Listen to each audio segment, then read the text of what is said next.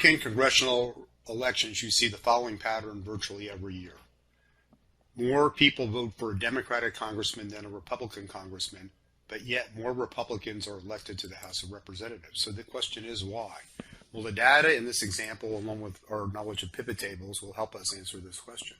So we have a bunch of voters in their non-congressional districts in the state. So we've got 2,000 voters. We have whether they're Republicans or Democrats, and we'll assume everybody votes straight party. There are no independents to keep it simple. So we want to know who would win each district. So we need to figure out in each of the 9 districts how many Republicans and Democrats and what percentage of the vote they get. And the district, if there's more Republicans, they win. More Democrats, they win. Actually, the state legislatures play a big role here because they set up the districts, but let's ignore that in this discussion. So we go inside the data, we get insert pivot table. Excel will learn the data.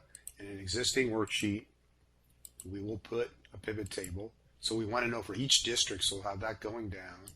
We want to know how many Republicans and Democrats. So we put party, Republicans and Democrats. We can just count that there. We now know how many Republicans and Democrats in each district, and we want to figure out a percentage breakdown. So we should do percentage of rows, so we know in each district what percentage of the people are Democrats and Republicans. So I could do show values as percentage of row.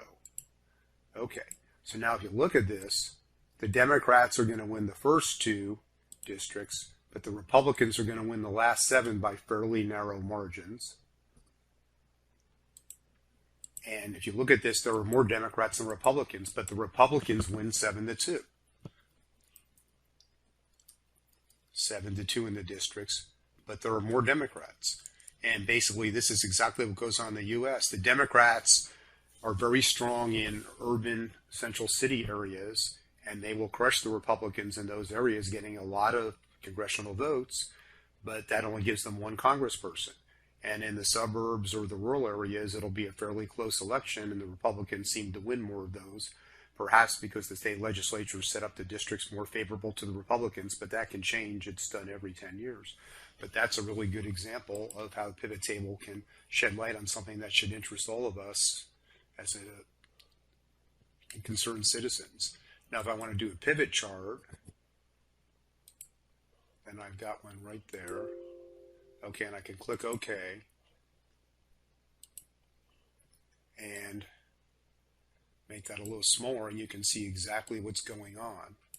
Okay, a picture is worth 1,000 words. You can see the Democrats crushed the Republicans in districts 1 and 2, and the Republicans won by a narrow margin in the other 7 districts. Again, a great example of how pivot tables can shed light on a data set that appears to be unstructured.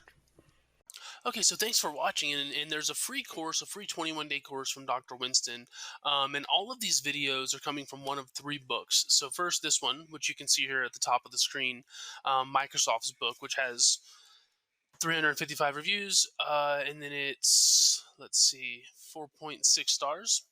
It's coming from this book as well, his marketing analytics book, which is down here, and you can sort of see 4.5, or his newest book, his analytics stories book, which is here.